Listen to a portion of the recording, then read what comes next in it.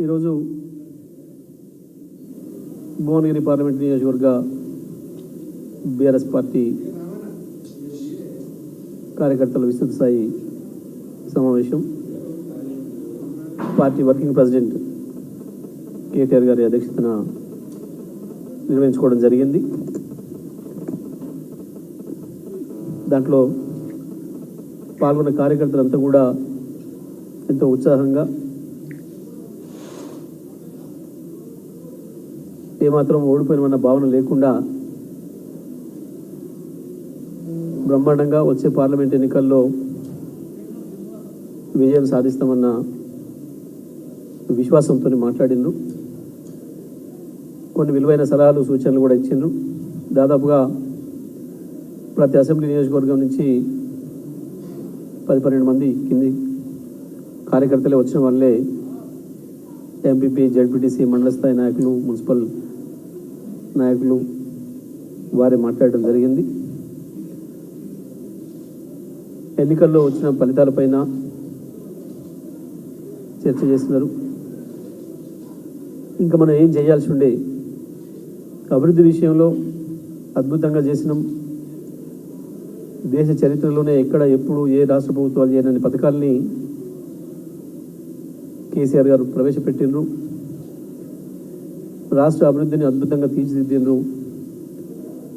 కొత్తగా తెచ్చుకున్న రాష్ట్రం ఎటు పోవాలను దారి తెలియని పరిస్థితులలో వచ్చినాడు మంచినీళ్ళు లేక, కరెంట్ లేక, వ్యవసాయం లేక మొత్తం వలసలు పోతున్న స్థితిలో నుంచి ఇవాళ మళ్ళీ పట్టణాల నుంచి తిరిగి గ్రామాలకు వలసలు మొదలయ్యే పరిస్థితి తీసుకొచ్చి వ్యవసాయ రంగాన్ని కూడా అద్భుతంగా చేసి రాష్ట్రంలో అన్ని మౌలిక సదుపాయాలను పెంచి సంక్షేమాన్ని, అభివృద్ధిని కలిపి సమపాలనలో నడిపిన అద్భుతమైన పరిపాలన చేసిన కేసీఆర్ గారు ఇవాళ ముఖ్యమంత్రి లేకపోవడం అనేది ప్రజలు జీర్ణించుకోలేకపోతున్న విషయాన్ని వారి మాటల్లో చెప్పడం జరిగింది. చిన్న చిన్న పొరపాట్లు, స్థానికంగా వచ్చిన అపోహలు, కార్యకర్తలకు, నాయకులకు, ప్రజాప్రతినిధులకు మధ్యన వచ్చిన చిన్న చిన్న అపోహలు, అపార్థాలు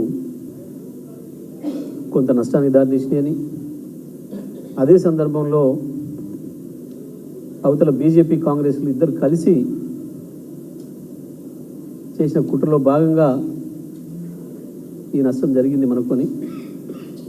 కాంగ్రెస్ను గెలిపించడానికి బీజేపీ పార్టీగా, కేంద్ర ప్రభుత్వంగా వాళ్ళ అనేక కుట్రలు చేసినారనే విషయాన్ని కూడా కార్యకర్తలు వాళ్ళ అభిప్రాయాల్లో చెప్పడం జరిగింది. కార్యకర్తలు అంత నిశ్చితంగా పరిశీలిస్తూ ఉన్నారు. బీజేపీ కాంగ్రెస్కు లాభపడే పద్ధతుల్లో ఎట్లా ప్రవర్తించింది, ఎట్లా చేసిందనే విషయాన్ని కూడా వారు స్వయంగా మాట్లాడడం జరిగింది. సో ఏదేమైనప్పటికీ కూడా ప్రజలు అప్పుడే మళ్ళీ రియలైజ్ అవుతున్నారు. వచ్చిన ప్రభుత్వం నెల రోజుల లోపలనే తన దివాలా కోరుతానని బయటపెట్టుకుంది. ఇచ్చిన మాట ఒక్కటి కూడా నెరవేర్చిన పరిస్థితి లేదు. 9వ తారీఖునే మీకు రైతు బంధు వస్తుంది, మీరు సిద్ధంగా ఉండండి అని చెప్పిండ్రు. కానీ ఇంతవరకు పత్తా లేదు. రుణమాఫీ కూడా 9వ తారీఖే చేస్తామని చెప్పిండ్రు. దానిపైన చర్చ కూడా లేదు. మరి ఇస్తున్న పథకాలకు అప్లికేషన్లు అడుగుతున్నారు, దాంట్లో సంపూర్ణమైన సమాచారం అడగలేదు. ఇచ్చిన అప్లికేషన్లను రోడ్ల మీద వారేసుకుంటూ పోతున్నారు. వాటిని ఇంకేందో మళ్ళీ కంప్యూటరైజ్ చేయమన్నారు. అది పని ప్రారంభమే కాలేదు, అప్పుడే సర్వర్ పనిచేస్తలేదు అని చెప్పి అధికారులు మొత్తుకుంటున్నారు. దానికి ఒక సబ్ కమిటీ వేసిండ్రు. కేసీఆర్ గారు ప్రజలకు ఏది ఇవ్వదలుచుకున్నా ఇటువంటి కమిటీలు వేసుడో లేకపోతే ఇంకోటో ఏది కూడా అడగలేదు. నేరుగా ఎవరైతే లబ్ధిదారులు ఉంటారో వాళ్ళనే ఆన్లైన్లో అప్లై చేసుకోండి అని చెప్పిండ్రు.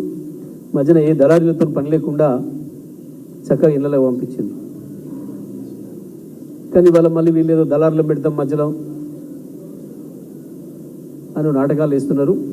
వీటన్నిటిపైన కూడా మనం పార్టీగా స్పందించాలి అని చెప్పి కింది నుంచి కార్యకర్తల నుంచి డిమాండ్ వచ్చింది. మనం రైతులు అసహనంతో ఉన్నారు, దాన్ని మనం మాట్లాడాలని కోరుకుంటున్నారు. కాంగ్రెస్ చేస్తున్న మోసాల పైన బీఆర్ఎస్ పార్టీ మాట్లాడాలి అని చెప్పి ప్రజలు అడుగుతున్నారు మమ్మల్ని అని చెప్పి కార్యకర్తలు అందరూ కూడా సూచన చేయడం జరిగింది. మా పార్టీ అధ్యక్షులు కేసీఆర్ గారేమో కొత్తగా వచ్చిన ప్రభుత్వం కదా సర్దుకొనివ్వండి, కొద్ది రోజులు ఆగాలి, తప్పకుండా ఒక ప్రభుత్వంగా వాళ్ళకు కూడా వెసులుబాటు ఉండేటట్లుగా మనం కూడా చూడాలి, తొందరపాటు అవసరం లేదని చెప్పి కేసీఆర్ గారు చెప్పినప్పటికీ కింద ప్రజల నుంచే డిమాండ్ వస్తుంది మాకు, మీరు ఎందుకు మాట్లాడరు అని చెప్పి వాళ్ళ మా నాయకులు మా కార్యకర్తలు కూడా సూచన చేసిండ్రు. తప్పకుండా మా తరఫున మాట్లాడాలి అని చెప్పి అడుగుతున్నారు ప్రజలని చెప్పి వాళ్ళు ప్రభుత్వంగా సర్దుకోకముందే మేము పార్టీగా ఓడిపోయిన నెల రోజుల్లోనే మేము మా కార్యక్రమాన్ని మొదలుపెట్టినాం. 3వ తారీఖు నాడు ఫలితాలు వస్తే, డిసెంబర్ 3 నాడు ఫలితాలు వస్తే మళ్ళీ ఇవాళ ఈ నెల 3వ తారీఖుకి మా కార్యక్రమాన్ని ప్రారంభించుకున్నాం. వరుసగా ఇప్పుడు 10 రోజుల్లో 10 పార్లమెంటు నియోజకవర్గాల సమీక్ష సమావేశాలను కూడా విజయవంతంగా పూర్తి చేసుకున్నాం. మరి మిగతా 7 కూడా ఈ నెలలోనే పూర్తి చేస్తాం. తప్పకుండా కార్యకర్తలలో బ్రహ్మాండమైన ఉత్సాహం ఉంది. సరే, రాజకీయ పార్టీ అన్నాక గెలుపోవడం సహజమే, కానీ మళ్ళీ నాయకుల కంటే ముందే కార్యకర్తలే తేరుకొని ఎట్టి పరిస్థితులలో పార్లమెంట్లో మంచి ఫలితాలు తీసుకొచ్చుకోవాలి, ప్రజలు మళ్ళీ ఎదురు చూస్తూనే ఉన్నారు అనే విషయాన్ని కూడా మండల స్థాయి నుంచి మా నాయకులు మా కార్యకర్తలు చెప్తా ఉన్నారు. తప్పకుండా నియోజకవర్గాలు, రేపు పార్లమెంట్ నియోజకవర్గాల్లో పెట్టే అభ్యర్థులను కూడా గెలుపు అవకాశం ఉన్న వారిని చూసి పెట్టండి అని సామాజిక వర్గాలకు కూడా అవకాశం ఇవ్వండి అని చెప్పి కూడా పలు సూచనలు కూడా రావడం జరిగింది. చాలా విలువైన సూచనలు, సలహాలు ఇవ్వడం జరిగింది. చాలామంది వాళ్ళ అభిప్రాయాన్ని రాసి కూడా ఇచ్చినారు. కేసీఆర్ గారికి పంపించండి మా అభిప్రాయాలని చెప్పి, మరి అవి కూడా అన్ని కార్యకర్తల అభిప్రాయాలు కూడా రాసిచ్చినవి కూడా మేము మా అధ్యక్షులు కేసీఆర్ గారికి రోజు సాయంత్రం పంపిస్తూ ఉన్నాం. వారు కూడా అవన్నీ చూసి అవసరమైనప్పుడు అందులో కొంతమందికి ఫోన్లు కూడా చేసి మాట్లాడడం జరుగుతూ ఉంది. మీరు ఈ అభిప్రాయానికి ఎట్లా వచ్చినారు, ఏంటి, మీకు ఎట్లా వచ్చింది ఆలోచన ఏంటి అనే విషయాల్ని కూడా వారు కూడా అడిగి తెలుసుకుంటూ ఉన్నారు. తప్పకుండా తెలంగాణ ప్రజల్లో ఒక భావన, కేసీఆర్ గారిని మేము అనవసరంగా కోల్పోయినాము, అనవసరంగా వారిని ముఖ్యమంత్రిగా చూడలేకపోవడం అనేది మాకు ఇబ్బందిగా ఉందనే మాటను మాత్రం అన్ని నియోజకవర్గాలు, అన్ని శాసనసభ నియోజకవర్గాల నుంచి వచ్చిన కార్యకర్తల నుంచి మాత్రం స్పష్టంగా వినపడతా ఉంది. తప్పకుండా కార్యకర్తల ఆలోచనలు, అభిప్రాయాల మేరకు దీన్ని ఇంకా కింది స్థాయిలో, నియోజకవర్గ స్థాయిలో కూడా నిర్వహించాలని చెప్పి కూడా ఇవాళ ఒక సూచన రావడం జరిగింది. మరి దాన్ని కూడా పెద్దలు కేసీఆర్ గారి దృష్టికి, మా పార్టీ అధ్యక్షుల వారి దృష్టికి తీసుకుపోయి వారి ఆదేశాల మేరకు దాన్ని కూడా ఆలోచన చేస్తామని చెప్పి మా వర్కింగ్ ప్రెసిడెంట్ కేటీఆర్ గారు కూడా చెప్పడం జరిగింది. ఏదేమైనా మళ్ళీ తిరిగి రాజకీయ పార్టీ అంటేనే ప్రజల కొరకు పనిచేయాల్సిన బాధ్యత, విధి మా పైన ఉంటుంది. ప్రజలు మెజారిటీ ఇచ్చే అవకాశం ఇచ్చినప్పుడు ప్రభుత్వంగా పనిచేస్తాం. ఇవాళ ప్రతిపక్షంగా మాకు ఏదైతే పాత్ర ఇచ్చిండ్రో దాన్ని కూడా పూర్తి స్థాయిలో ప్రజల ఆకాంక్షల మేరకు, ప్రజల ఆకాంక్షలు ప్రతిబింబించే విధంగా పనిచేయడానికి రాబోయే పార్లమెంట్ ఎన్నికలకు కూడా సంసిద్ధం అవ్వడానికి మాకు సమీక్ష సమావేశాలు బాగా ఉపయోగపడుతూ ఉన్నాయి. వచ్చి వెళ్తున్న కార్యకర్తలందరూ కూడా సమావేశం పూర్తి చేసుకుని వెళ్తున్న కార్యకర్తలందరూ కూడా మా వర్కింగ్ ప్రెసిడెంట్ కేటీఆర్ గారి సూచనలు వారు చేసిన డైరెక్షన్స్ తీసుకొని చాలా ఉత్సాహంగా తిరిగి వెళ్తున్నారు. గ్రామాలలో మళ్ళీ పార్టీని బలోపేతం చేసుకోవడానికి, రాబోయే రోజుల్లో మంచి ఫలితాలు తీసుకోవడానికి, ప్రజల తరఫున కొట్లాడడానికి సంసిద్ధులైపోతున్నారు. ఇదే సందర్భంలో ఇంకొక విషయాన్ని కూడా వారు మా దృష్టి తీసుకోవడానికి ప్రయత్నం చేసిండ్రు. కొన్ని నియోజకవర్గాల్లో, కొన్ని జిల్లాల్లో కాంగ్రెస్ పార్టీ వారు భౌతిక దాడులకు పాల్పడుతున్నారు, పోలీసులను దుర్వినియోగం చేస్తూ ఉన్నారు, వాళ్ళే దాడులు చేసి వాళ్ళే కేసులు పెడుతున్నారు.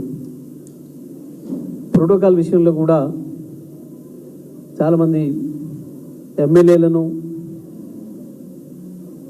పిలవకుండా, లేదా ఎమ్మెల్యేలు వచ్చిన కార్యక్రమం చేయకుండా, లేదా స్థానికంగా మా జడ్పీటీసీలు, మా ఎంపీపీలు, మా జడ్పీ చైర్మన్లను కూడా ప్రోటోకాల్ పాటించకుండా ఇబ్బందులు పెడుతున్న విషయాన్ని కూడా మా దృష్టికి తీసుకురావడం జరిగింది.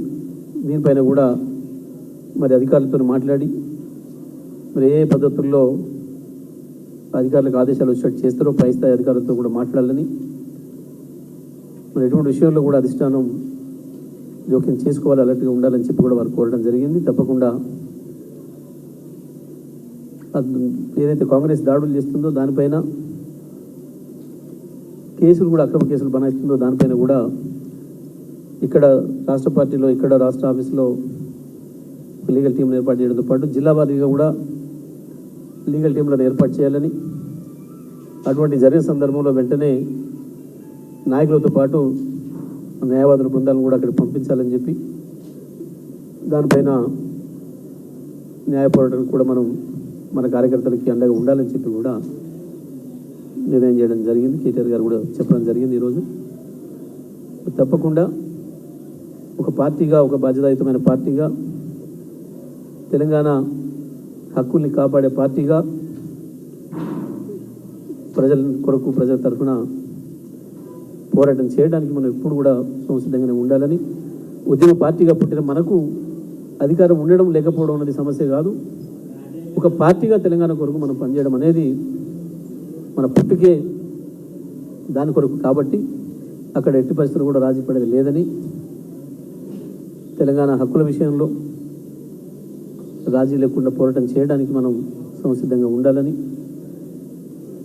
ఇప్పటి ప్రభుత్వం చేస్తున్న తప్పుల్ని ఎండగట్టడంలో, ప్రజల తరఫున ప్రజల కొరకు మాట్లాడడంలో కూడా మనం ముందుండాలని చెప్పి కూడా మరి ఏదైతే మా నాయకులు, మా కార్యకర్తలు సూచనలు ఇచ్చారో వాటన్నిటిని కూడా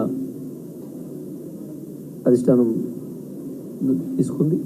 తప్పకుండా ఆ పద్ధతుల్లో మా పని విధానం ఉండబోతాం.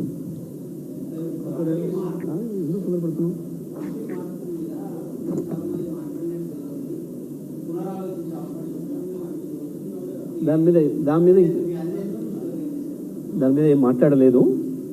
ఒకరో ఇద్దరు అట్లాంటి కూడా ఏమన్నా ఉండేనా, ఇది కూడా కారణమా అనే ఒక సందేహాన్ని మాత్రమే వెలువచ్చింది తప్ప అట్లాంటిది ఏదో మార్చాలనే సూచన రాలేదు. మొన్న ఓటమికి అది కూడా ఏమైనా కారణమైందా అనే మాటను ఒకరిద్దరు అనుమానం వ్యక్తం చేశారు. బట్ ఎందుకంటే ఫలితం మొత్తం వ్యతిరేకంగా లేదు. మేము కూడా 39 సీట్లు గెలిచినాం కాబట్టి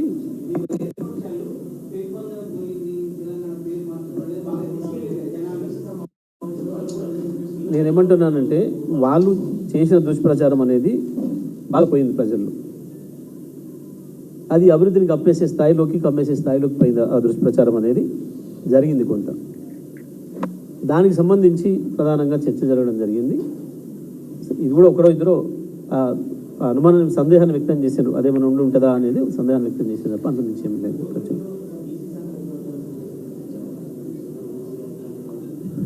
అప్పుడు ఒక్క బోని చూడడానికి లేదు కదా, ఉన్నది 17 పార్లమెంట్ స్థానాలు. తప్పకుండా అన్ని కలిపి చూసుకోవాల్సి ఉంటుంది. రాష్ట్రం మొత్తాన్ని కలిపి యూనిట్గా చూసుకుంటాం.